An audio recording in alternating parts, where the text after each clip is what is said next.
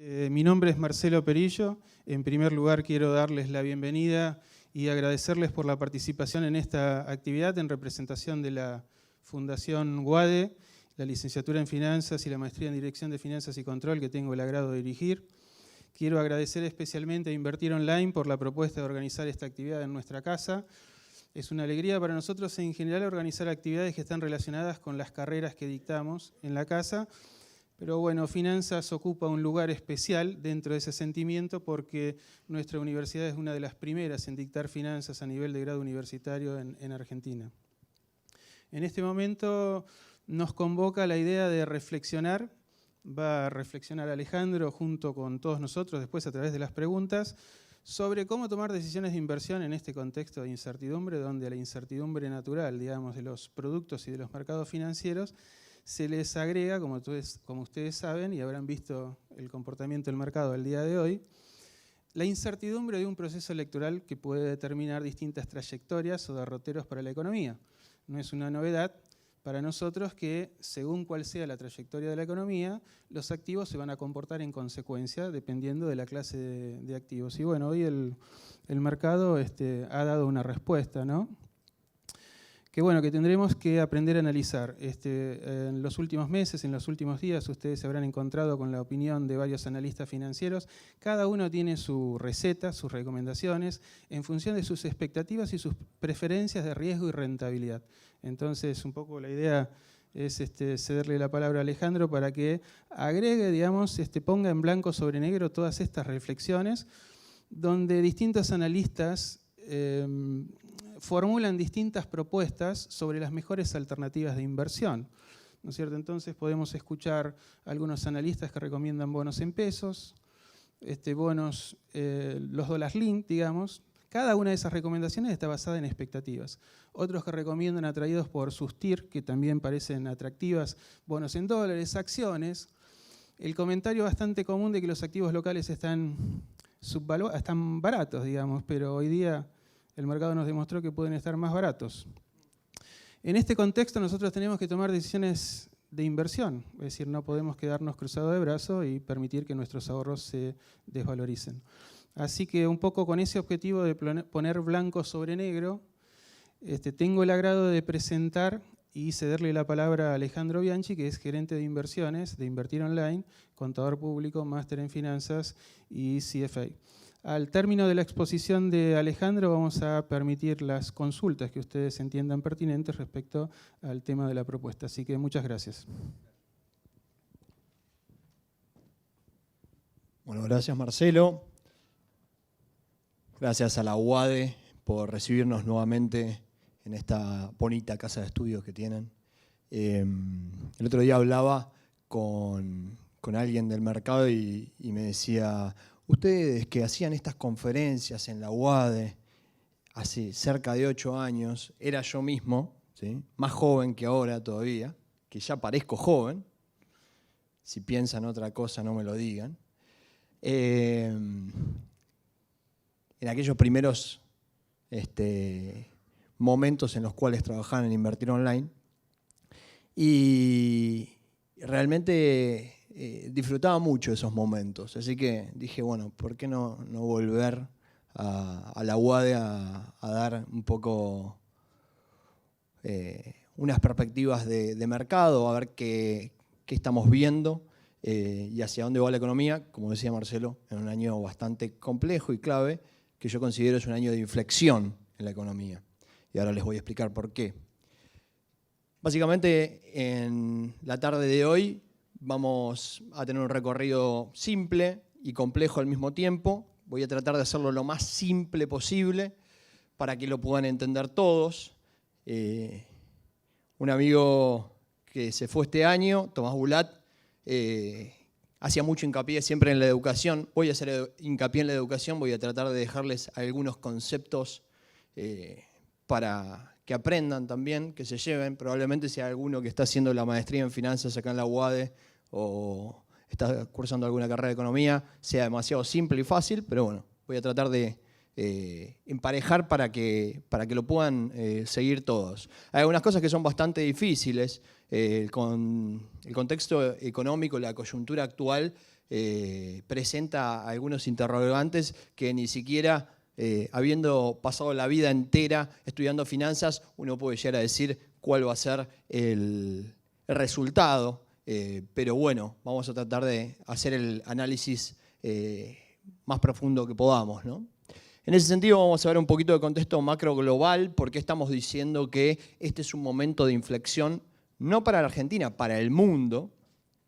Después nos vamos a meter en un poquito de contexto macro LATAM y específicamente Argentina, cómo es que nos va a afectar ese momento de inflexión en el mundo a nosotros como país.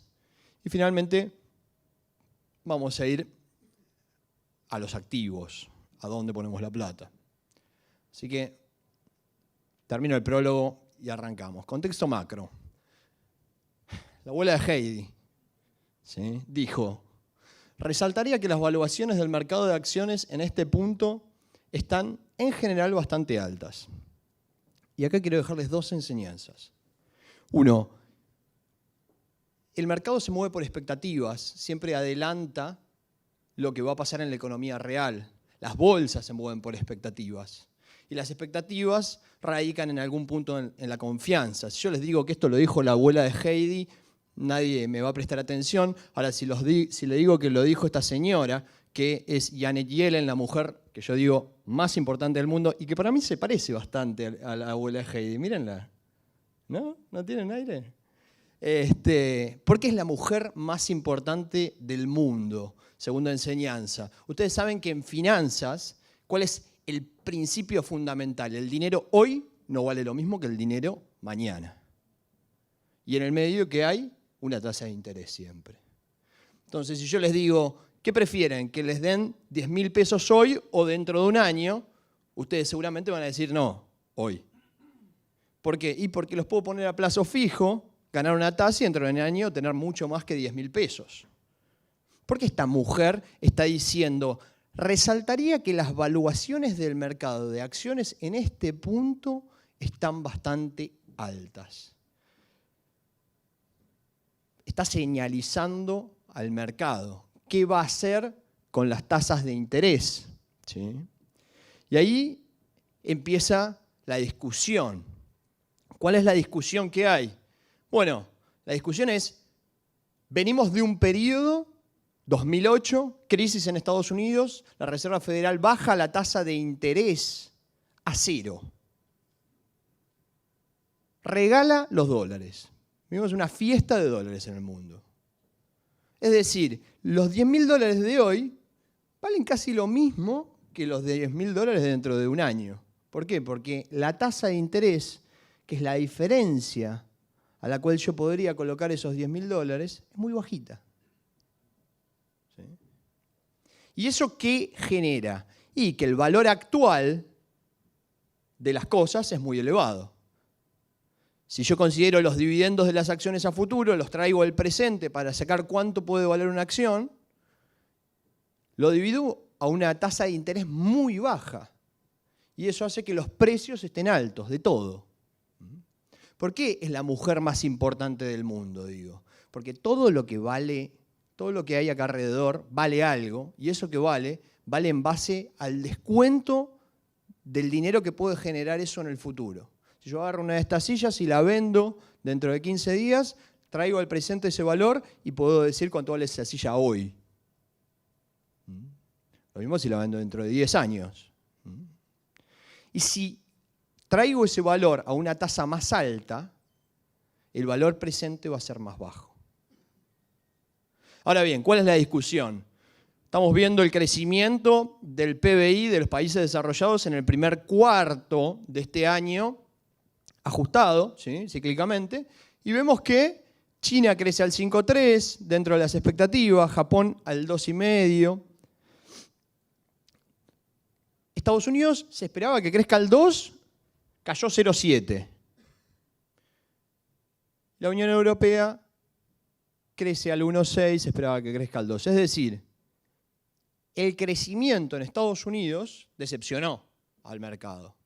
El mercado esperaba, descontaba algo, que era que Estados Unidos crezca fuerte al 2 y no creció. De hecho, se contrajo la economía en el primer trimestre en Estados Unidos. Entonces ahí es donde empieza la discusión.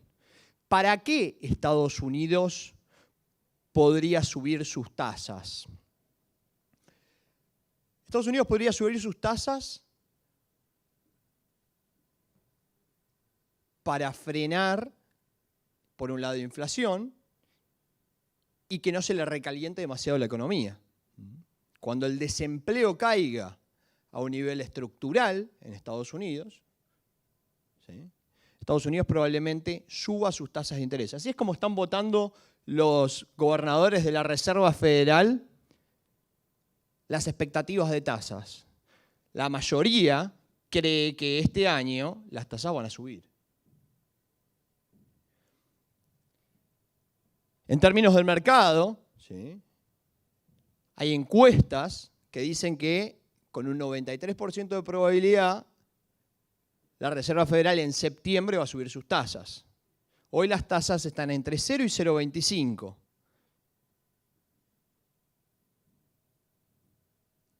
Si uno mira los futuros en los mercados, puede llegar a calcular la probabilidad que hay detrás de los futuros. ¿Qué es un futuro?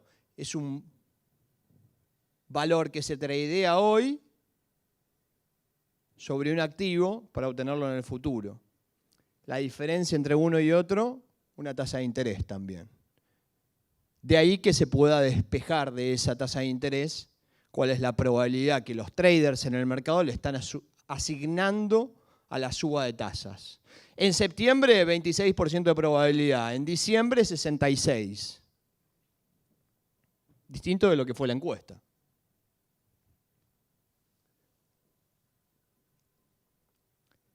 Cuando sale el dato del crecimiento magro de Estados Unidos, la mayor parte de los traders cambia su apuesta y pasan de estar bastante convencidos a que suba en septiembre la tasa a estar más convencidos de que la van a subir en diciembre. Hoy se reunió la abuela de Heidi con sus amigos los pastores, ¿sí?, y dijeron que estarían preparados para subirla 1 o 2 veces este año, y de ahí que el mercado reaccionó, ¿no? Porque 1 o 2 veces es septiembre y diciembre. Y eso es lo que se está discutiendo. Todavía no se sabe, ni ellos saben. ¿Depende de qué? Y de los datos que van a venir. Depende del desempleo en Estados Unidos. Fíjense, una encuesta a los operadores en el mercado dice: digan el rango que cree que estará el desempleo cuando la Fed suba la tasa. La mayoría dicen que van a subir la tasa cuando caiga de 5,4. Y estamos en 5,5. No nos falta mucho. Estamos cerca. ¿Cuándo va a ser? No se sabe. El mercado está apostando que va a ser este año, en septiembre o en diciembre. Y las apuestas van cambiando, ¿sí? Si esto mejora, va a ser en septiembre. Si esto responde más a cómo viene la economía, al dato del PBI de la economía en el primer cuarter, va a ser en diciembre. Por otro lado, mira la inflación también la Fed. ¿Por qué mira la inflación? Y porque justamente quiere subir la tasa para mantener los precios bajos, que las cosas no sigan subiendo. La inflación es mucho más volátil. Ellos calculan 2 tipos de inflación, una inflación total y una inflación core. La core excluye los precios de los alimentos, los commodities, las cosas más volátiles de la economía, y el petróleo. Ustedes saben que el petróleo valía $80 el año pasado, este año tocó $42, ahora está cerca de 60. Eso es lo que hace que esto se pueda mover o muy para abajo o muy para arriba, y quizá la core es un poco más estable. La COR hoy no presenta un riesgo para la Reserva Federal. No la ven como un factor que hoy sea una presión a que tengan que subir la tasa.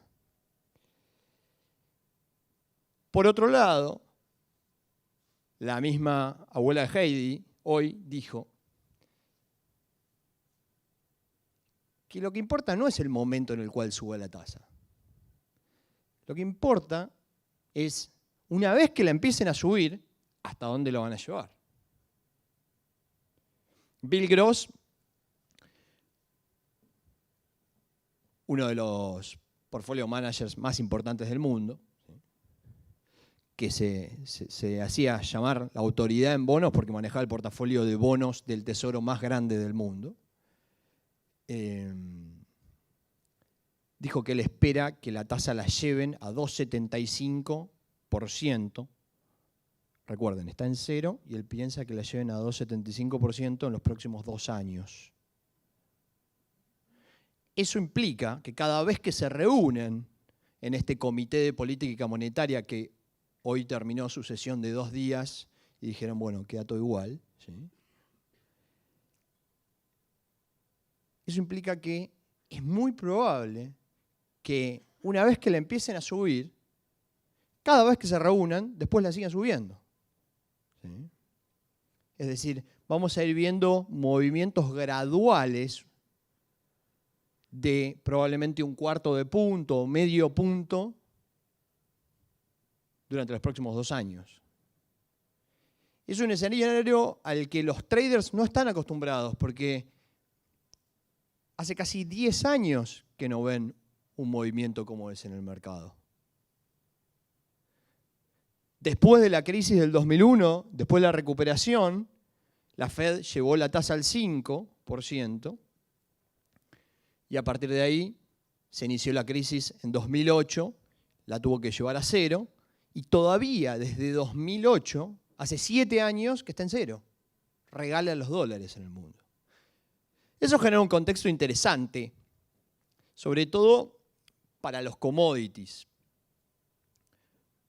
Los commodities, ustedes saben que la soja, el petróleo, el oro, están valuados en dólares en los mercados internacionales. Si ustedes hacen lo que hizo Estados Unidos para salir de la crisis, triplican su oferta monetaria, la cantidad de dólares que hay en el mercado, la llevó de 4 trillones de dólares. Sí, están terminando de pensar cuántos ceros tiene 4 trillones de dólares, les dejo un rato. Ahí. De 4 trillones de dólares a 12 trillones de dólares. Eso hace que, y pasa en cualquier mercado, ¿no? Imagínense un mercado súper chiquito, que no tiene nada. Un mercado de libro, ¿sí? Es un círculo. No hay nada, ponemos 2 bienes, 2 sillas. ¿Sí? Y somos el Banco Central e imprimimos $200. ¿Sí? ¿Cuánto vale cada silla? $100. Ahora somos el Banco Central e imprimimos $200 más, pero no se produce ningún otro bien en la economía. Sigue habiendo solo 2 sillas. ¿Cuánto creen que va a valer cada silla? Y probablemente $200. Y eso es inflación. ¿Sí? Claro, cuando vos estás en una situación como estaba Estados Unidos, con capacidad instalada no utilizada, con altísimo desempleo para Estados Unidos, recuerden, estar cerca con un 10% de desempleo en plena crisis es una locura. ¿Sí? Cuando es una economía desarrollada que tiende a tener un desempleo estructural cercano al 5%. Ese desempleo que implica que la gente sale de un laburo, el tiempo que tarda en conseguir otro trabajo, ¿sí? Pero lo consigue. Quizá acá no estamos muy acostumbrados, pero pasa. Bien. Con lo cual, Estados Unidos pasa de 4 a 12 trillones de dólares. Los mete en la economía. Y adivinen qué pasa con los bienes de la economía, que no crecieron a esa tasa. Y se van todos para arriba. los commodities, ¿no? ¿Impactó esto en la inflación de Estados Unidos? No. Impactó en el precio de los commodities, pero era tal la capacidad ociosa que tenía Estados Unidos, tal el nivel de desempleo, que recién ahora la Reserva Federal está diciendo, ojo, que cuando lleguemos a un desempleo estructural y cuando yo trabajador diga, che, y si me voy de este laburo y me paso a este, que me pagan más plata, empieza a haber presión salarial, ahí va a empezar a pegar probablemente en la inflación. Entonces, esto fue un artilugio de política monetaria de la Reserva Federal para salir de la crisis. En el mundo tuvo un efecto. Los commodities alcanzaron, fíjense, esto es entre 2010 y 2012, sus valores máximos, $112 petróleo, $1.899 el oro, soja, $650 la tonelada. En un momento, la Reserva Federal dijo, el año pasado, fin de octubre, principio de noviembre, se terminó, dejó de imprimir los 85.000 millones de dólares que estaba metiendo en el mercado todos los meses. Pone el freno y empieza a hacer el unwinding, el ir para atrás en esta política monetaria. ¿Por qué? Y porque el desempleo ya volvió. ¿Sí? Lo que querían lograr era el pleno empleo, que es uno de los dos mandatos que tiene un banco central. El segundo, y que la inflación no se le descajete, que no se le pase por encima de 2%. Bien. Empieza a salir de esa política monetaria y fíjense lo que pasa con los commodities. Empiezan a anticipar desde antes de que termina el fin de la política expansiva de los Estados Unidos, empiezan a anticipar que esto iba a pasar. ¿Por qué? Y porque en su momento Ben Bernanke, que era el titular de la Reserva Federal, sucedido por la abuela de Heidi, venían señalizando al mercado y le venían diciendo qué es lo que puede llegar a pasar. Y eso es lo que está haciendo ahora Janet Yellen. Le viene diciendo, che, miren que las valuaciones están medias altas, que no los agarre por sorpresa. Yo voy a subir la tasa en algún momento, 1 o 2 veces este año. Está señalizando al mercado. Le está advirtiendo que va a haber un movimiento más. Bien, a hoy los precios de los commodities obviamente ajustaron a la baja. Soja $352, petróleo $61 después de tocar $40 acá en el mínimo y el oro $1.200. Bien, están buscando un nuevo equilibrio. Fíjense que sobre todo en el petróleo, la caída es muy fuerte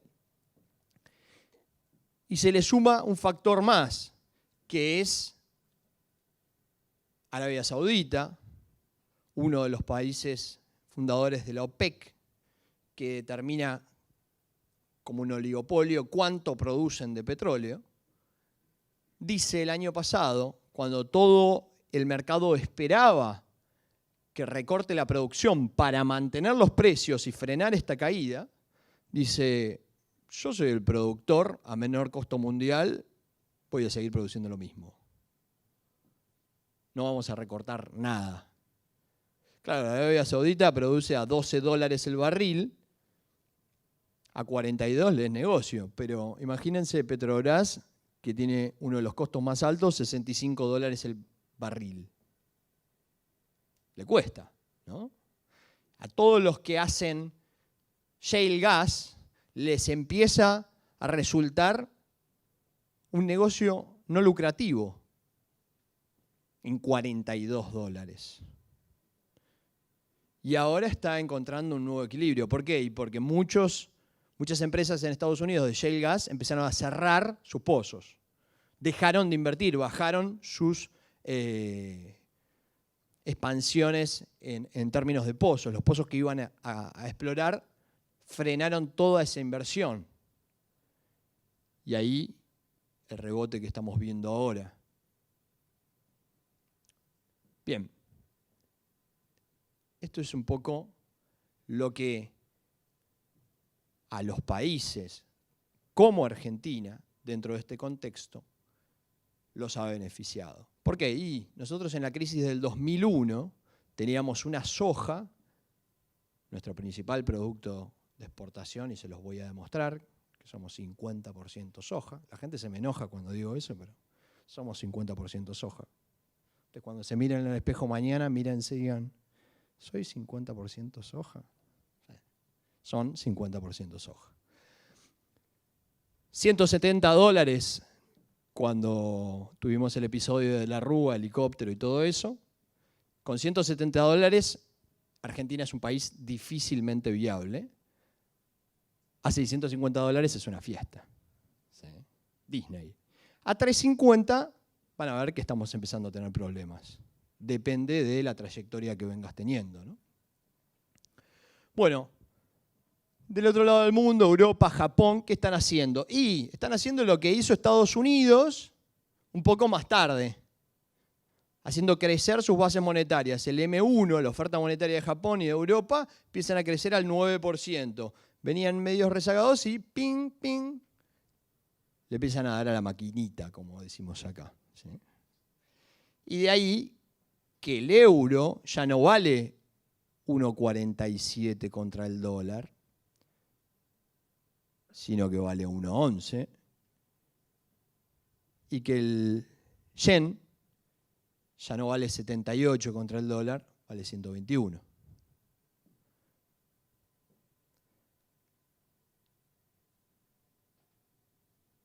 A su vez, esto está vinculado a cómo quieren crecer. Están tratando de reactivar sus economías que venían creciendo muy poco. Fíjense Japón. Con toda esa emisión monetaria, la expectativa 2015 es que crezca un 1, la expectativa 2016 es que crezca un 1,5. ¿Sí? Economías bastante con poco crecimiento. La Unión Europea, en verde, 1,6, 2015, 2,5, 2016. Estados Unidos, que se espera crezca un 2, vamos a ver después del dato del primer trimestre, ¿qué dice la Reserva Federal? Si los agentes económicos están apostando a que yo voy a subir la tasa este año, es porque ellos esperan que el crecimiento económico en el segundo semestre de este año levante. Lo piensan al revés. Con lo cual, si bien fue magro el primer trimestre, en base a otros indicadores económicos, uno puede decir la economía parece estar levantando. Uno mira el desempleo y se acerca a ese 5%, 5,4%, que dispararía la suba de tasas. Y después tenemos China, que está acá entre los grandes, pero que crece como un emergente todavía, ¿no? Tasas del 7. Bien, hay algunos riesgos en Europa. Ojo con Grecia. Grecia tiene un balance fiscal complejo, un endeudamiento elevadísimo. Yo me salté una placa al principio de todos que mostraba el techo de deuda en Estados Unidos. Estados Unidos le pone un techo a su deuda y el endeudamiento sobre PBI en Estados Unidos está llegando al 100%. Estos muchachos tienen 180% de deuda sobre PBI. Y 25% de desempleo ya, con el ajuste que hicieron. Con lo cual, hay que ver si en su cronograma imposible de cumplir, llegan a un acuerdo o no. Daría la sensación que Los griegos quieren llegar a un acuerdo. El tema es si los alemanes van a querer ese acuerdo o no, porque hay posiciones encontradas. Esto lo publicó JP Morgan. Esto es lo que quiere el fondo, ¿sí? Y esto es lo que quiere Grecia, ¿no? Que sea su superávit primario. ¿Para qué? Y para pagar toda esta deuda que tienen, que es una pelota de deuda, es mucho. ¿Cuánto? 8,6% del PBI el primer año en 2015, 15.600 millones de euros, 3,4 en 2016, 6.300, 9,3 en 9,3 en 2017, 4,9 y 2018, 4,2, 2,2%. Esto es solo lo que le tienen que pagar al FMI de acá hasta que termine el año y principio del 2016. El pago de junio no lo hicieron. Y están esperando a final del mes para ver si lo hacen. Están negociando en este momento. Con lo cual hay que ver si llegan a un acuerdo. Porque si no llegan a un acuerdo, esto ya está en default. Y eso puede ser una pelota, ¿sí? Una bola de nieve que arrastre a todo lo demás. El programa actual es imposible. Le piden 3% de superávit primario, 4,5, 4,5 y 4,2. Imposible. Con un 25% de desempleo, cuesta que el Estado pueda ajustar más para lograr estos números. Inclusive los que les está pidiendo el FMI. Estos son los que quieren, la posición que quieren los griegos, ¿no? Bien. Y todo este contexto de inflexión, de cambio, de lo que fue la salida de la crisis del año 2008 hasta hoy, que empieza a cambiar y nos empiezan a señalizar que esto va a cambiar, que no nos agarre desprevenido, tiene un efecto sobre los emergentes y lo podemos ver en las monedas. Ahí está el momento en el que termina esa flexibilidad monetaria, esa inyección de dólares del Banco Central de los Estados Unidos en el mercado. Estas son las monedas de Rusia, Canadá y Australia, dependientes de commodities, dos países dependientes de commodities, frente al dólar. Se venían depreciando lentamente, se termina y se deprecian un montón. Desde octubre de 2014, 27% el rublo, los dólares canadienses 9,9, casi 10, dólares australianos 13,3. Es decir, les está pegando a los emergentes. Y lo podemos ver a través de las monedas. Bueno, nosotros somos un caso aparte siempre, ¿no? Bueno, a ver, ¿cómo explico esto, no? Argentina. Ante todo quería decir que perdimos, salimos últimos en el Mundial de Asados. Increíble. Pero salimos últimos porque la cosa, yo me interioricé mucho de la nota. Dije, no puede ser. Parece que llegaron a Suecia, donde se hacía el campeonato, y le dicen, bueno, el asado lo tenés que hacer en una barbacoa y ponerle salsa barbacoa. No, lo vamos a hacer en el piso y le vamos a poner chimichurri, dijeron. No, es en una barbacoa y le tenés en el piso y con chimichurri. Bueno, háganlo como quieran, ¿sí? Pero van a tener algunos puntos menos en la calificación. Salimos últimos, ¿sí? Y bueno, así más o menos es como nos comportamos en Argentina, ¿no? O sea, hay unas reglas en el mercado y nosotros vamos, hacemos la nuestra y después terminamos como medio a contraciclo y terminamos últimos, ¿no? Entonces, ¿se acuerdan de las elecciones presidenciales del año 2010?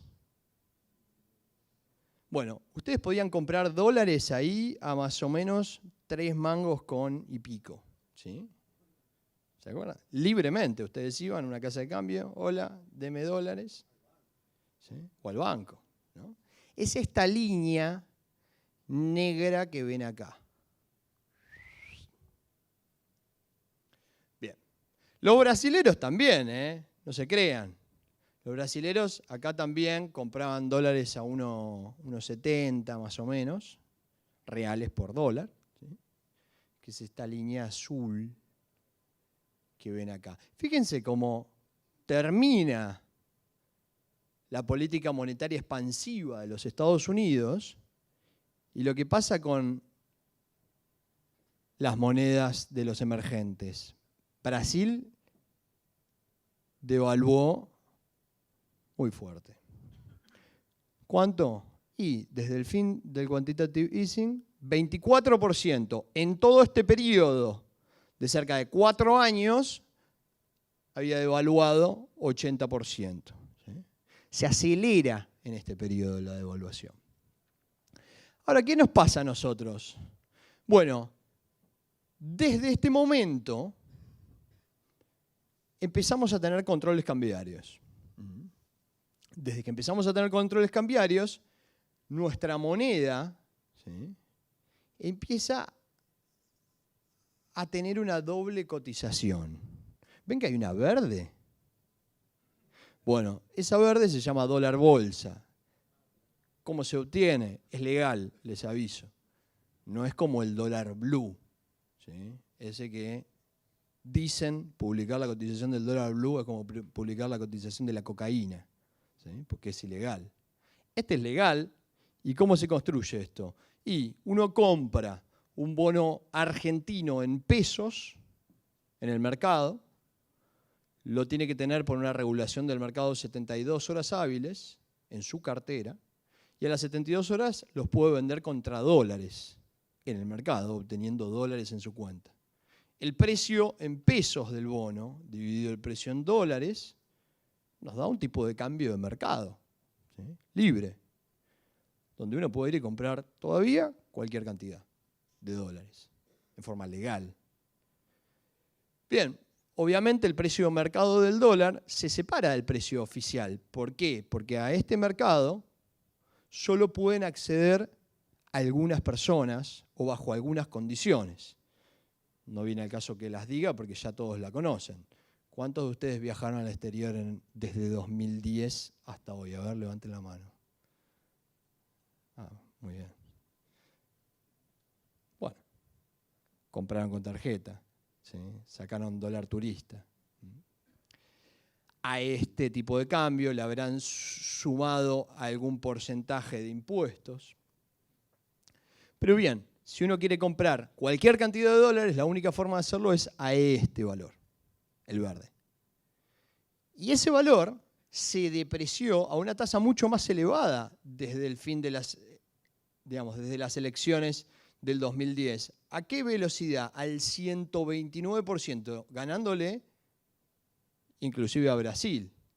¿Y cuál es la diferencia entre una y otra cosa? Y que esto se volvió un mercado con restricciones y trabas y la gente se desesperó por el dólar. Creamos una fiebre por el dólar. De haber tenido un mercado libre de cambios, probablemente hubiéramos devaluado un 80%. Ahora, lo genial de todo esto, perdón, la variación es 226%, ¿sí? La de 129 es la del oficial, que igual se deprecia. Lo genial de todo esto es que acá, ¿se acuerdan que había gente que posteaba en el Twitter y en el Facebook la fiestita de los 15?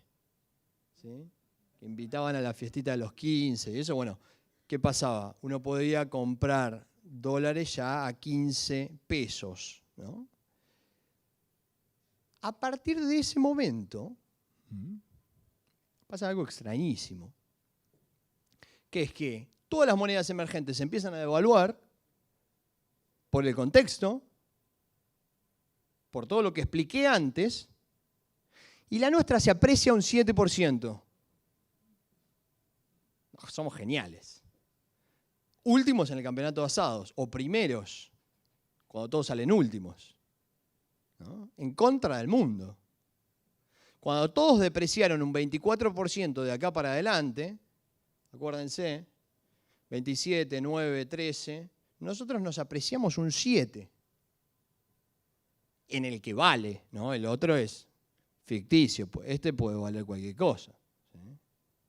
Según cómo se despierten en el central esa mañana, bueno, hoy vale 9 ese, ¿no? Nosotros emitimos legislación Nueva York, legislación Londres y Japón, ¿sí? En 3 monedas distintas y obviamente en pesos en Argentina y en dólares en Argentina, con legislación argentina. Y de toda esa deuda no le estamos pudiendo pagar a los que sí aceptaron el canje 2005 y 2010, pero tienen legislación New York. Es decir, hicimos un nuevo default. De ahí que nos pongan la calificación SD. Les aclaro que la calificación SD no existía antes, ¿sí? Ganamos el campeonato de asados en esa. La inventaron, existía D, que era default, pero empezaron a mirar y dijeron, y la verdad, estos flacos están pagando la deuda UK, la deuda de Japón, la deuda ley argentina, y están poniendo a disposición el pago de la deuda de New York, pero el juez que entiende la causa impide que nadie en Estados Unidos cobre por encima del 7% que quedó del 2001. Con lo cual, así estamos, default selectivo, y eso nos impide emitir bonos afuera. Y como no podemos fondearnos afuera, nuestros bonos tradean a una TIR, tasa interna de retorno, que es lo que ustedes, por ejemplo, compararían contra la tasa de un plazo fijo en dólares, si quisieran invertir en estos bonos, al 12,9. En el mundo, esta tasa es imposible. No existe. ¿Quiénes la tienen? Venezuela, Ecuador y nosotros.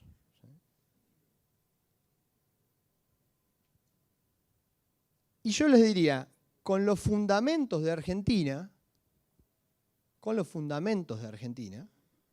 es difícil de conseguir. ¿Cuáles son nuestros fundamentos? Vamos a profundizar un poco más. Bueno, así están un poco los contextos políticos, ¿sí? Toda Latinoamérica. Esto es una placa que no la creé yo, ¿sí? Tengo que darle crédito a este Eurasia Group. Hace poco, en Chicago, hubo una conferencia de Latinoamérica. Raro. Generalmente miran a Asia, otros lugares. Y esta vez dijeron, vamos a hacer una conferencia de Latinoamérica. Para que hayan hecho una conferencia de Latinoamérica es que les interesa invertir acá. Algo están viendo. Y lo que ven es un cambio en el contexto político. Esta placa fue presentada en Chicago en esa conferencia. Yo la vi, la verdad que dije, mirá lo que están mirando afuera sobre nuestra región. Me llamó la atención. Así estamos. Somos 50%, un poquito más, soja. ¿Sí? ¿Quieren contar? Productos primarios, 21. Manufacturas de origen agropecuario, 30. 21 más 30, 51. ¿Sí? Todo lo que exportamos, 51. Depende de los commodities. Y dentro de los commodities tenemos soja, 13, aceite de soja, subproductos oleaginosos de la soja, ¿sí? Y después tenemos maíz y otras cosas, ¿sí? Dentro de lo que es agro. Y nuestras importaciones también dependen del valor de los commodities en menor medida, ¿sí? Y algo del resto, ¿sí? Con lo cual, no es del todo cierto que una caída en el precio de los commodities va a mejorar nuestra balanza comercial. De hecho, la caída en el precio de la soja le pegó a nuestra balanza comercial. Acá hay que hacer una pequeña apertura de visión y hay que tener en cuenta que estamos gastando mucho en subsidios y estamos gastando mucho en combustibles que importamos. ¿Sí? Está por ahí, ¿no? Y si bien en términos netos empeora nuestra balanza comercial, por otro lado, si miramos nuestro presupuesto, cuánto gastamos versus cuánto nos ingresa, ¿sí? Y ahí mejora.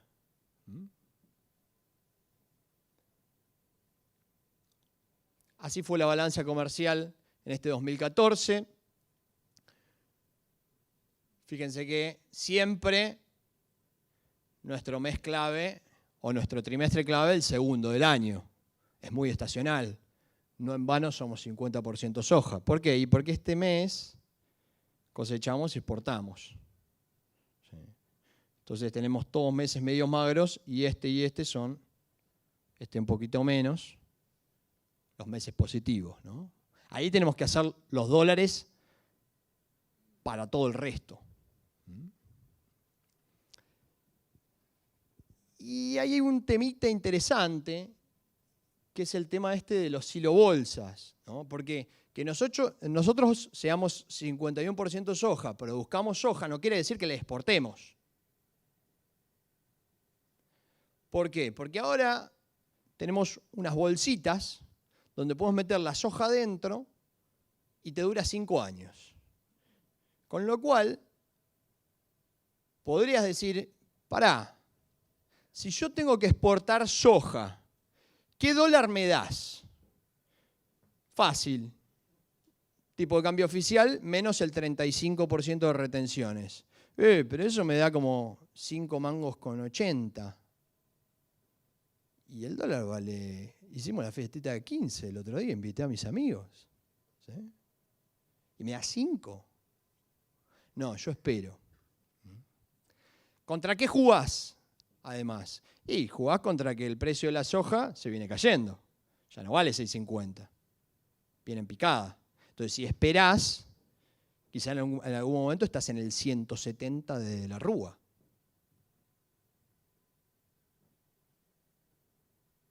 Y ahí es donde empieza la cintura, ¿no? El movimiento fino. En diciembre pasado hubo récord de exportaciones de agro para un diciembre, que no es nuestro mes fuerte. Fue un mes bastante digno, no fue, digamos, enero. ¿Por qué? Y porque emitieron un bono que se llamaba Bonad 2016, Dollar Link. Entonces, ¿cuál era el razonamiento? Pará, yo exporto, vos me das 5 mangos con 80, pero me compro este bono que vence en un año después de las elecciones y vos me compensás la variación del dólar oficial de 8 a 15. Entonces no perdí tanto. Y agarré el precio de la soja ahora, antes de que se siga desplomando. Eso pasó en diciembre pasado. Bien. Igual no se exportó todo. Y hay un montón en silobolsa. ¿Cuánto hay en silobolsa? De acuerdo al dato de la cosecha 2014, la estimación es que en Argentina hay 14.200 millones de dólares empaquetados en silobolsa. 14.200 millones de dólares es más que la evaluación de YPF, la de Banco Macro, la de Francés, la de Sideral, la de Galicia, la de Aluar, la de Pampa, la de Comercial y la de Enor en nuestro mercado. O sea, agarramos todos los silobolsa que hay, los exportamos, nos hacemos de los dólares y vamos y nos compramos quizá 4 de estas. ¿Cuál quieren? ¿Galicia? ¿Aluar? ¿Pampa? ¿Cuál les gusta? Entonces, ahí es donde Argentina, si bien no gozó de la fiesta y enfrenta un contexto difícil, tiene una reserva.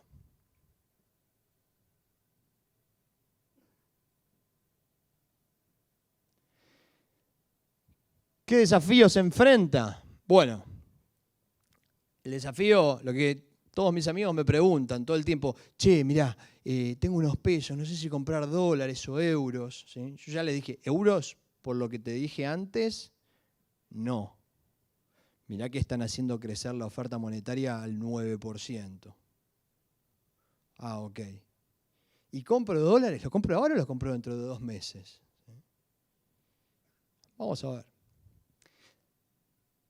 Vimos que el dólar libre de mercado se planchó ahí en 12. Hoy subió un poquito, ¿sí? Pero se planchó ahí, está planchado. ¿Y cuál es el más grande desafío que tiene la economía argentina este año? Junio no, julio no, agosto no, septiembre no, octubre. Bonos en dólares, el naranja. Vence el Bodén 2015 y hay que pagarlo. Entonces, Argentina va a tener que disponer de 6.463 millones de dólares. ¿Qué pasa? ¿De dónde los vienen sacando? De las reservas del Banco Central. Le ponen un papelito a las reservas que dice, vale por 6.463 millones de dólares. ¿Sí? Y se llevan 6.463 millones de dólares cash, que lo pagan a los bonistas. El gobierno empezó a hacer algunas emisiones de dólares para tratar de paliar la cantidad que va a tener que pedirle al central, pero le va a tener que pedir plata. Entonces, ahí tenemos un riesgo. Hay una división que hacen muchos en el mercado, que es cuánto hay de pesos en una economía versus cuántos bienes hay en esa economía. Uno de los bienes puede ser el dólar. Entonces, si yo divido todos los pesos versus todos los dólares, quizás saco una tasa de mercado, un parámetro de a cuánto puede estar el dólar. Ya la vamos a ver.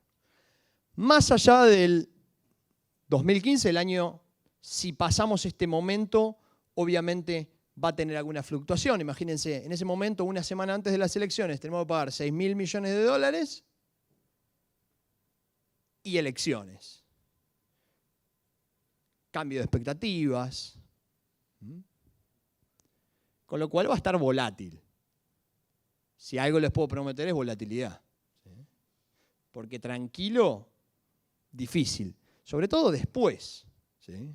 Porque es probable que la política de tener planchado todo hasta las elecciones funcione, pero el día después, cuando ya esté el resultado, ahí puede cambiar la cosa. ¿Sí? Porque hay presiones en el mercado que se van a liberar ahí. Bien, 2016, 2017, 2018 son complejos. ¿Y por qué? Y porque pateamos algunas cositas para adelante, ¿sí? Tenemos organismos oficiales, Club de París, bonos argentinos, Dollar Link, que le pusimos a la gente para que exporte algunas cosas que tenía en Silo Bolsa. Y fuimos pateando algunas cosas para adelante. Ahora, ¿es compleja nuestra situación de endeudamiento total? Y la verdad es que sí, depende cómo lo calculemos, ¿no? Este endeudamiento que veíamos acá,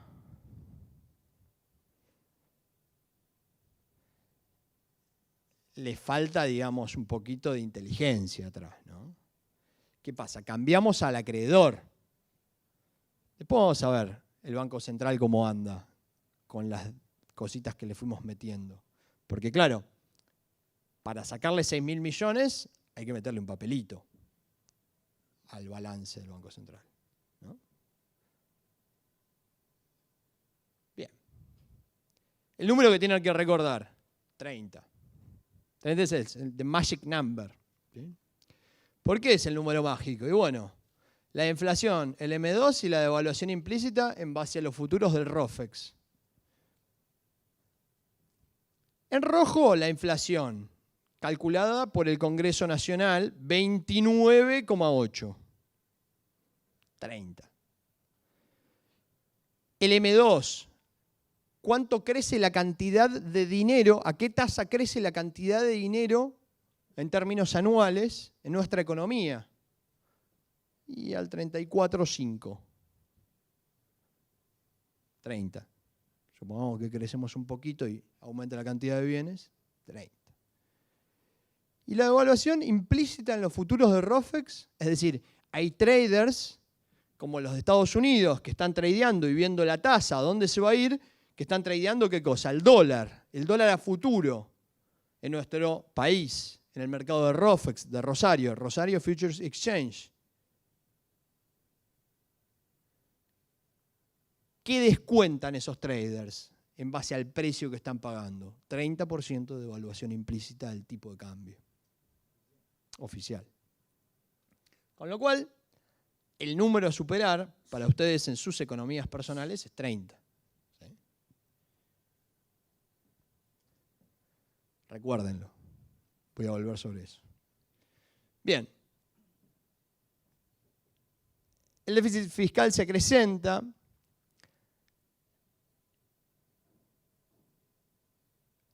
Antes de pagar nuestras deudas, perdemos 38.561 millones de pesos y después 100.000 millones de pesos. Eso fue en el 2014.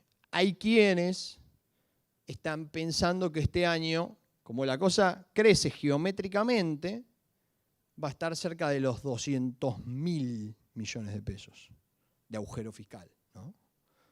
¿Qué significa eso? Vos recaudás, a ver si está acá el número, ingresos corrientes, recaudás ingresos y gastos, ¿no? Recaudás esto, pero gastás el naranja, ¿no? O sea, gastás más de lo que recaudás. Y como se te cayeron los commodities, recaudás menos, porque cuando exportás o no exportás, cobras menos retenciones en las exportaciones. Por ende, nos falta plata. Y esa plata de algún lugar hay que sacarla. ¿De dónde? ¿Podemos aumentar más los impuestos? La presión fiscal en la Argentina es 33,8, calculado por el Ministerio de Economía. En el mundo es 14,3. Parece que no hay más posibilidad de aumentar los impuestos. Ojo, no confundan. Una cosa son los impuestos y otra cosa son los servicios públicos. Probablemente más de uno acá pague de luz 40 pesos, 30 pesos por bimestre. No es un impuesto el servicio de luz, es un servicio. ¿Sí?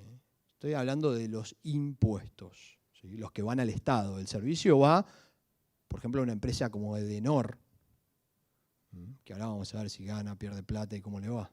¿Sí? Así que de acá no la podemos sacar. Bien, la balanza de pagos siempre nos va mejor en este trimestre. Y acá empieza a pasar algo medio raro, que nos empiezan a entrar unos dólares, en realidad yuanes, porque empezamos a hacer swaps con el Banco Central de China. ¿Sí? Así está nuestro querido, digamos, balance del Banco Central. Yo soy contador, con lo cual hoy estuve un rato hermoso analizando esto, a ver de dónde la íbamos a sacar. Pues si no podemos aumentar los impuestos, hay que hacer un ajuste. En año de elecciones parece poco probable. Con lo cual, en lugar de 100, el agujero probablemente sea 200. De algún lado tiene que salir. Y bueno, probablemente tengamos que imprimirlo. ¿Sí? Lo imprimimos y le metemos un papelito al Banco Central. ¿Sí? Entonces, claro, el Banco Central se va llenando de papelitos y cada vez tiene menos de esto, que son reservas internacionales. Oro, dólares, cosas realmente, digamos, de valor. ¿Y qué hay adentro de estos 33.285 millones de dólares que hoy hay de reservas y que han aumentado desde el piso en septiembre del año pasado en 28.000 millones de dólares, cerca de 5.000 millones de dólares. Bien, ¿no? Subieron las reservas, la gente saca la cuentita, a ver, hay 500.000 millones de dólares en la economía, de pesos, perdón, en la economía. La dolaricé de golpe, ojalá. Hay 500.000 millones de pesos en la economía, dividido 30.000 millones de dólares, 15 más o menos. ¿Sí? Si yo aumento el denominador a 33, lo bajo, 14.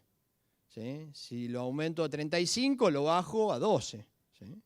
Y así es que le puedo dar paz y quizá lograr que el tipo de cambio de mercado, bolsa, el dólar bolsa, se aprecie. Cuando todos se deprecian un 24%, se aprecia un 7%. Y salimos campeones del Mundial de Asado de nuevo, ¿no? El contraciclo del mundo, ¿no? ¿Cómo hago esta magia? Y hago un swap con China y con Francia. ¿Por cuánto? Y el de Francia, la verdad que no lo encontré, pero encontré el de China, es 11.000 millones de dólares total, por un plazo de 3 años, y que puedo ir teniendo tramos. Aproximadamente hay 5.300 millones ya canjeados, nos queda el doble. Nos queda hasta 11.000, podemos seguirle metiendo swaps a este balance hermoso. ¿Qué pasa? Entran los yuanes. ¿Tenemos los yuanes acá? Sí. Pero ¿por qué apareció un pasivo en el balance del Banco Central? Un menos del otro lado. Porque hay que devolverlo los yuanes. ¿A qué tasa? ¿Al 4,8 que se financia Bolivia y Paraguay? No. Al 7, más la variación del tipo de cambio. ¿Sí? Hay que ver cuánto es eso. Puede ser mucha plata. Esto es lo que les comenté del juicio ese que tenemos, que no nos deja pagar los bonos que están performing en dólares, ley New York, otros 1.300 millones, y ya que estamos, pongámoslo, sumémoslo a la reserva y pongamos el pasivo del otro lado, ¿no? Después tenemos sus depósitos a plazo fijo, los plazos fijos de la gente, 6.900 millones de dólares, y si alguien fue a un banco, ¿sí?, y dejó un depósito a plazo fijo en dólares, contabilicémoslo como una reserva y pongamos el pasivo del otro lado. ¿Sí? Pero, ¿son del Banco Central? No, bueno, pero... ¿Cedin? ¿Saben lo que es Cedin? ¿Sí?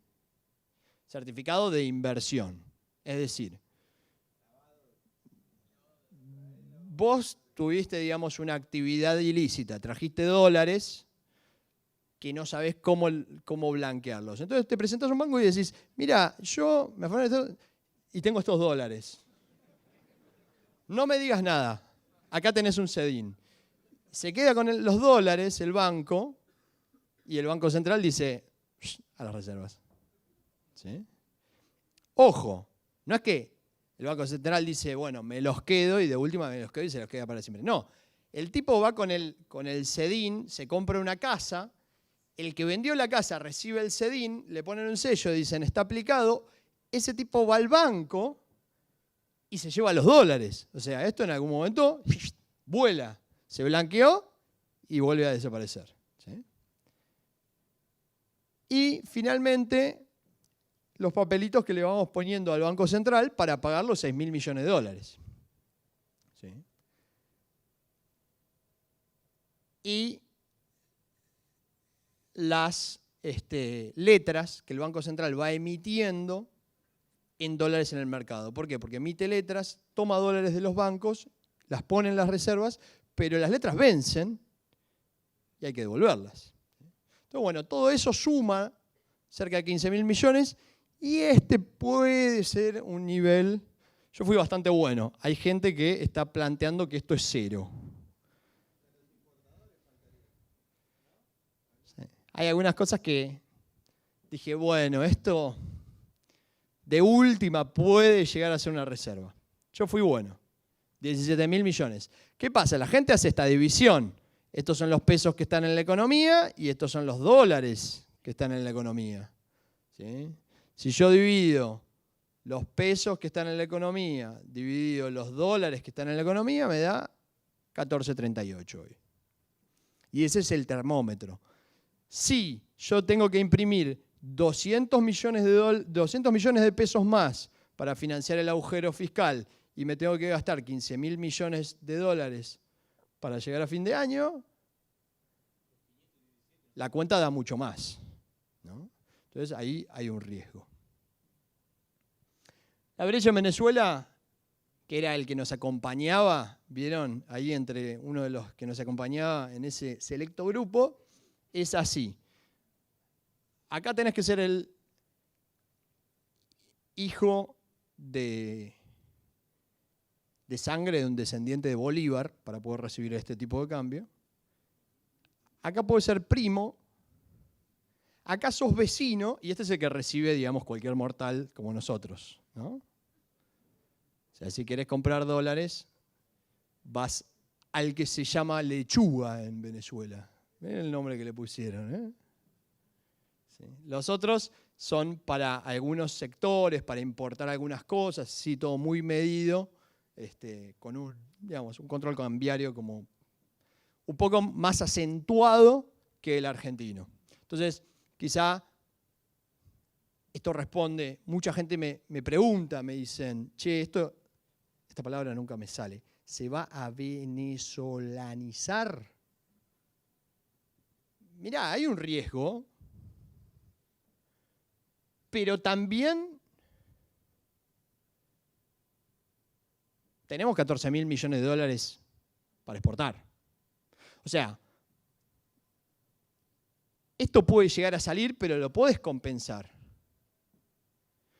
Y si te vuelven a entrar 14.000 millones de dólares de inversión directa, y hasta quizá baja el tipo de cambio.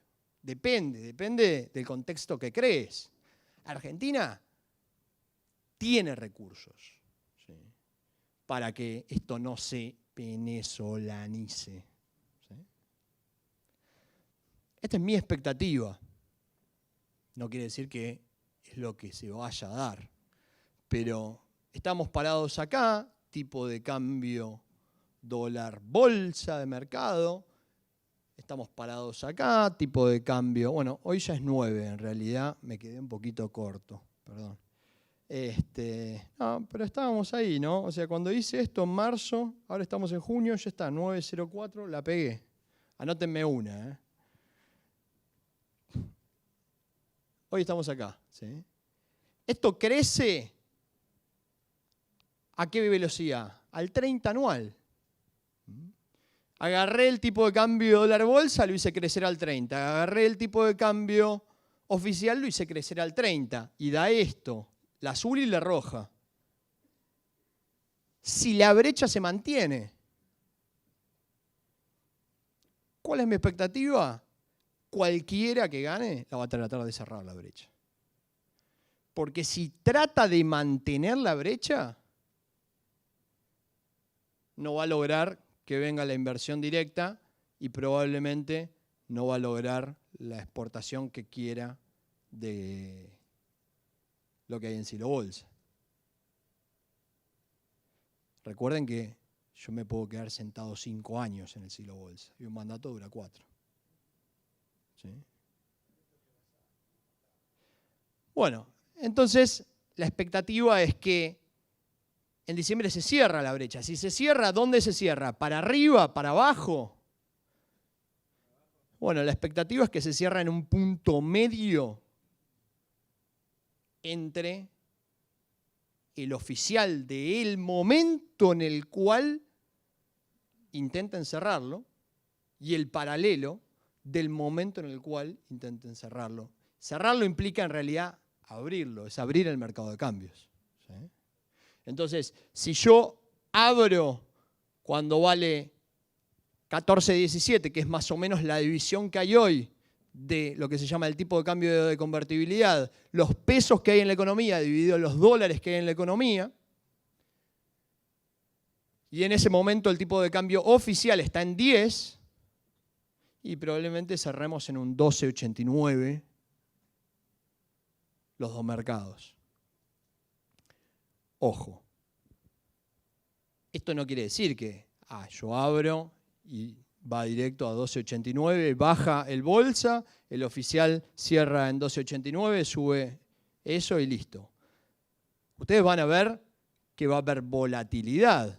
Recuerden cuando, después de toda la presión que había en el 2001, termina la convertibilidad, se devalúa y se abre el mercado. ¿Qué pasa?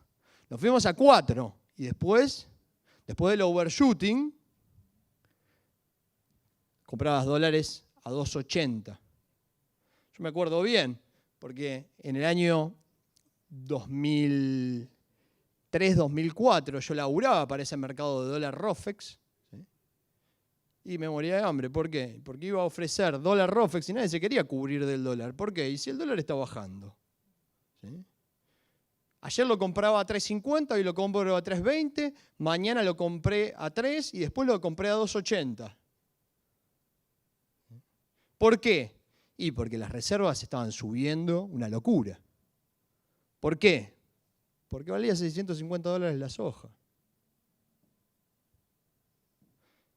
¿Por qué? Porque imprimía el Banco Central, absorbía las cuasimonedas, todo, pero veníamos de un 25% de desempleo.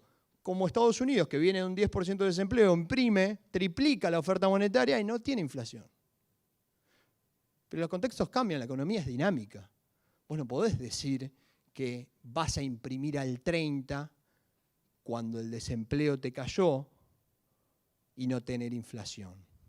Y menos sistemáticamente en el tiempo. Así que bueno, esta es la expectativa. Esto acá figura como que se mueve lineal, pero esperen volatilidad en el medio. Cupones atados al PBI, ustedes saben que además de emitir deuda, canjear los bonos en dólares, pusimos un dulce. ¿Qué hacen los gobiernos para lograr mayor aceptación? En los canjes de deuda ponen algunos condimentos. Nosotros en el pasado, ¿qué hacíamos? Y poníamos, va a tener ley New York, ¿sí? No tiene la cláusula all-in. Ahora pusimos este dulce, que estos son los cupones atados al PBI. Es un bono que paga si supera el PBI de un determinado año, esta línea que está acá, la roja. El año 2013 fue un año muy particular, que estuvo a punto de superarlo y al final no fue, por ende en el 2014 no pagó. Y los bonos se desplomaron. Ahora estamos un poquito afectados, es un año donde hay mucho gasto por las elecciones, es probable que el crecimiento del PBI quizás sea inclusive un poco más elevado que este que tenemos acá, 1,40, pero todavía estamos lejos, con lo cual la expectativa es que en 2016 no pague. Este bono paga al año siguiente en base a cuánto creció el PBI del año anterior, paga en diciembre según el PBI del año anterior. Es decir, este año, en diciembre, la autoridad se para, mira y dice, ¿creció por encima del 3,03 que tenía que crecer el país? No. Ok. Entonces no pagamos. Al diciembre que viene va a decir, ¿creció por encima del 3 que tenía que crecer? Si crecemos al 1,40 y se da la expectativa, va a decir, no pagamos. Y recién en 2016, ¿sí?, es probable que el crecimiento del PBI se acerque a lo que necesitamos que pague. O sea, hoy los bonos pueden que estén bajos porque no va a pagar este diciembre, porque no creció el PBI más de lo que necesitaba el año pasado. El año próximo puede ser que no paguen si este año crecemos al 1,40, pero es probable que el año próximo, porque el mercado, recuerden, siempre descuenta expectativas, si estamos creciendo al 2,8 y nos acercamos a ese 3 que tenemos que superar, se gatilla el pago para el 2017 y que el bono suba. Ahí tienen una alternativa interesante. Alternativas de inversión. Así le va a las propiedades, no voy a decir en Argentina, en Buenos Aires. Esto es el Corredor Norte, que Marcelo, te pido por favor, conseguime esa serie.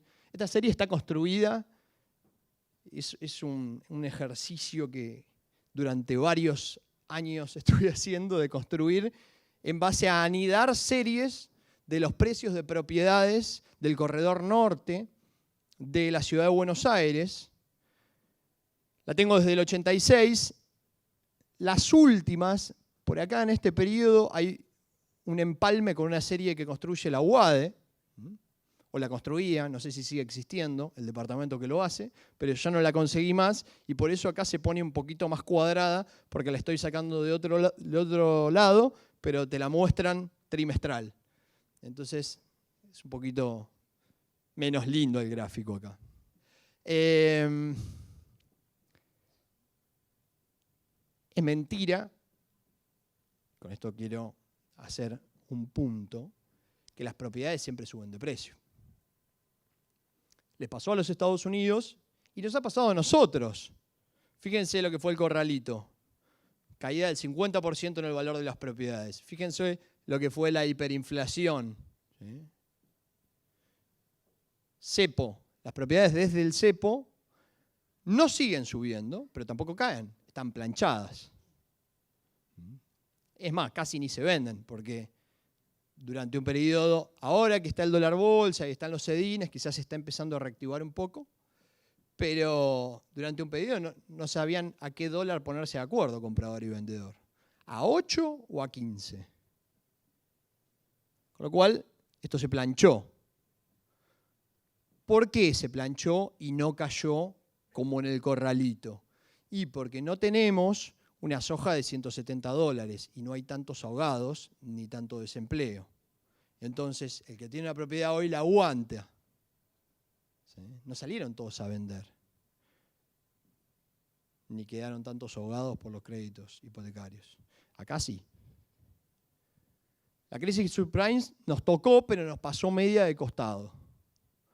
De hecho, nos ayudó. Gracias a la crisis subprime, se triplicó la oferta monetaria y la soja valió lo que valió.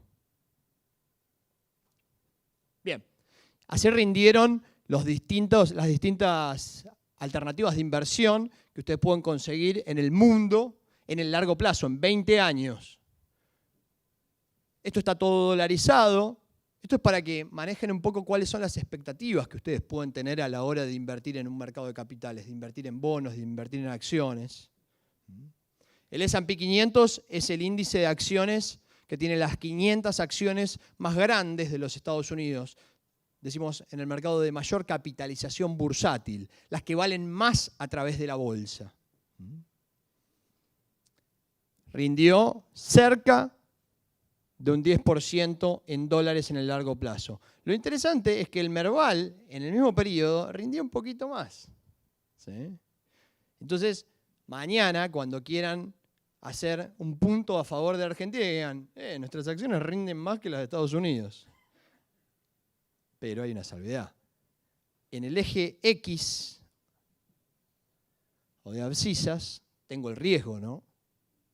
Este es el riesgo que tienen las acciones de Estados Unidos, medido en base a la volatilidad que tienen los activos en el mercado, y este es el riesgo que tienen las acciones en Argentina.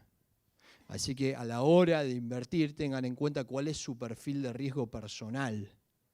Si ustedes se meten en Invertir Online, www.invertironline.com/aprender, se pueden descargar un test de inversión y saber o aprender cuál es su perfil de riesgo. ¿Sí? Para que se sepan posicionar en qué van a invertir. Por ejemplo, si fueran más conservadores, podrían aspirar a bonos argentinos, que en el largo plazo rindieron cerca de un 9% en dólares históricamente. Hoy rinden un poquito más, 12%. los bonos emergentes, ¿sí? El Nasdaq, acciones emergentes, commodities, bonos corporativos. Cada uno tiene su nivel de riesgo y esto va cambiando, es dinámico, ¿sí? Esto fue así durante los últimos 20 años, pero puede cambiar en promedio. ¿Qué significa en promedio? Y que el Merval, las acciones de Argentina, el índice que tiene a las acciones más líquidas de Argentina, creció en promedio un 10% anual, pero hay años que sube un 60% y años que cae un 50%. Así se mueve el Merval. Esta vez será distinto. Este es un gráfico del Merval en dólares. Durante 20 años hubo una zona de venta y una zona de compra en el Merval. Hay gente que hizo mucha plata. Yo conozco uno que ahora construye unos edificios muy lindos. Hay uno que está construyendo acá en Puerto Madero que compró 2 veces al banco francés por bolsa. Claro, entre $370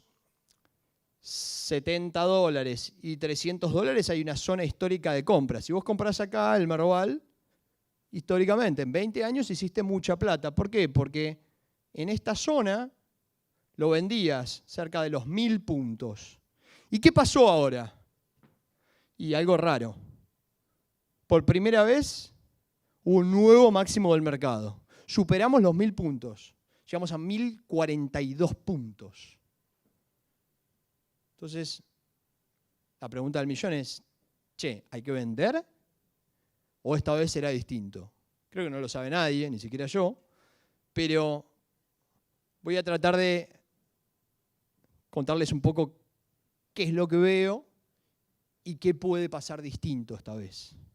No es lógico que un mercado en el largo plazo no crezca. Agarren el S&P 500 en 20 años y van a ver que vale más hoy que hace 20 años. Agarren un índice de Europa, agarren un índice de Asia. No es lógico que durante 20 años el mercado tradee en una zona entre 300 y 1000 puntos, horizontal. Yo creo que puede salir. No digo que vaya a salir. Yo creo que Argentina tiene recursos y puede salir, pero hay que verlo. Hay algunas empresas que son ganadoras de este contexto, sobre todo el financiero. Así ha rendido los bancos en nuestro mercado. Son parte de los que hicieron subir este índice. Por otro lado, los servicios públicos también. ¿Y cómo? Si ustedes pagan una factura de luz de 50 pesos. Bueno, por un lado, por subsidios, por ajustes de subsidios, pero por el otro lado, por un tema de expectativas. La gente ha ido comprando estas acciones desde las últimas elecciones de mitad de periodo, bajo la expectativa de un cambio de modelo y que puedan tener estas empresas precios de mercado para sus servicios. Ojo, yo dije, capacidad para aumentar más los impuestos es difícil, estamos al 33, cuando en el mundo es 14, pero pagamos 50 pesos de luz, con lo cual puede que estas empresas terminen reflejando las expectativas. Miren esto, cuánto ganan los bancos y cómo le va a Edenor en el mercado. ¿Sí? Edenor pierde plata.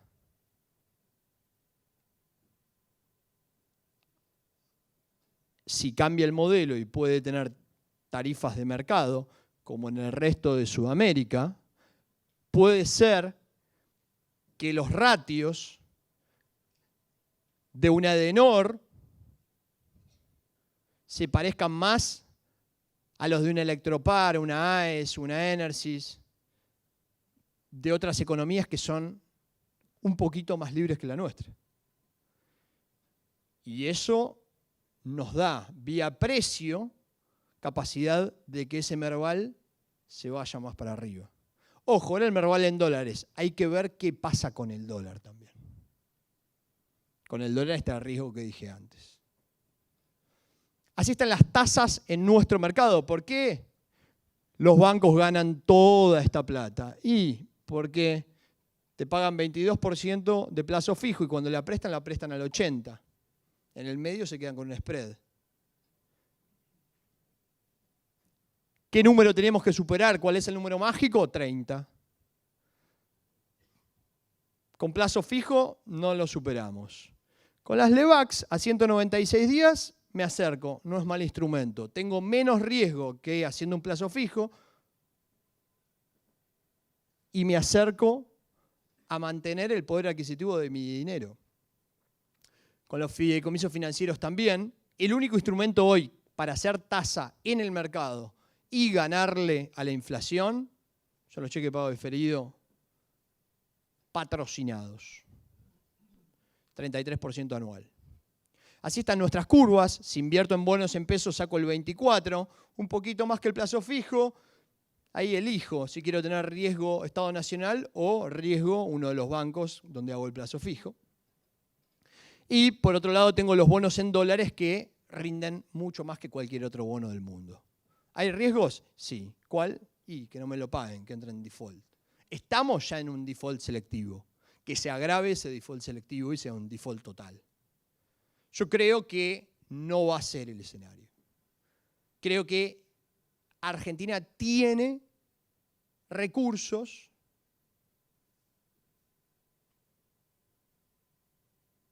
para poder pagar y para mejorar algunos desbalances, como el del Banco Central, que hoy por hoy son un riesgo, como los precios relativos y lo que le pasa, por ejemplo, a las empresas de servicios públicos, que no se pueden mantener en el tiempo perdiendo este dinero, porque quiebran. Y todos queremos seguir teniendo luz, ¿no? Bueno, recuerden, acá vamos terminando la charla, seleccionen un broker en el cual confíen. En términos de asesoramiento, desconfíen de aquellos que les vendan la panacea, de aquellos que les vendan un retorno súper elevado, cuando los retornos de 20 años de los mercados, ustedes ya lo saben, hay alguien que les ofrezca 50% en un año, tiene riesgo detrás. ¿Sí? Fíjense si de acuerdo a su perfil de riesgo están o no dispuestos a asumirlo. Estos son los instrumentos que pueden tradear con nosotros en Invertir Online: acciones, opciones, CDRs, cauciones, fideicomisos, obligaciones negociables, Lebacs, cheques. Recuerden que pueden en nuestro simulador bursátil practicar gratis. Les damos 100.000 pesos virtuales para que compren y vendan y aprendan cómo se mueve una cuenta de inversión y cómo pueden operar a través de una cuenta bursátil en la bolsa. Hay promociones, ahí por ahí está Lorena Malatesta que les va a pedir, hay unos papelitos con los cuales vamos a sortear unos libros y unos cursos, con lo cual anoten en esos papelitos sus nombres y los vamos a ir recogiendo. El que no tenga el papelito lo puede anotar en el papelito de la pregunta, me lo anota atrás y lo vamos a hacer igual el sorteo. Y también si quieren hacer preguntas, bienvenidas las preguntas, y aquellas que no pueda contestar, porque son muchos, estoy muy contento de que todos ustedes quieran invertir en bolsa y se estén capacitando, realmente me pone muy feliz. Los que quieran continuar, tenemos una oferta de cursos en YOL University para satisfacer sus necesidades. Muchas gracias.